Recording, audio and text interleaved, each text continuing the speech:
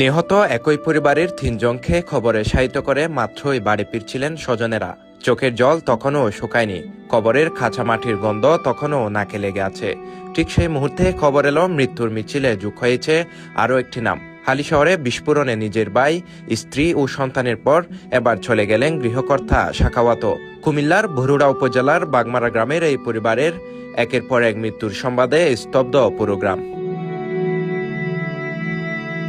বুধবার 25 ফেব্রুয়ারি বেলা 11টার দিকে রাজধানীর জাতীয় বার্ন ও প্লাস্টিক সার্জারি ইনস্টিটিউটে চিকিৎসাধীন অবস্থায় মারা যান পরিবারের বড় ছেলে সাখাওয়াত হোসেন।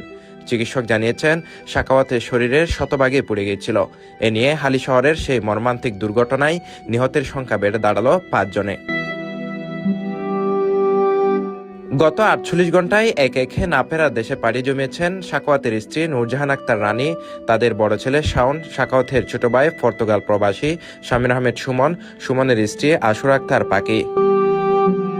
বিস্ফোরণে দগ্ধ 9 জনের মধ্যে 5 জন চলে গেলেও এখনও হাসপাতালের বিছানায় মৃত্যুর সাথে লড়াই করছে আরও 4 জন। তারা হলেন সাখাওয়াতের মেয়ে উম্মে আইমান স্নিগ্ধা, সুমনের মেয়ে আয়েশা, ছেলে ফারহান আহমেদ আনাস এবং ছোট ভাই শিফন হোসেন। এদের প্রত্যেকেরই অবস্থা আশঙ্কাজনক বলে জানিয়েছে চিকিৎসক।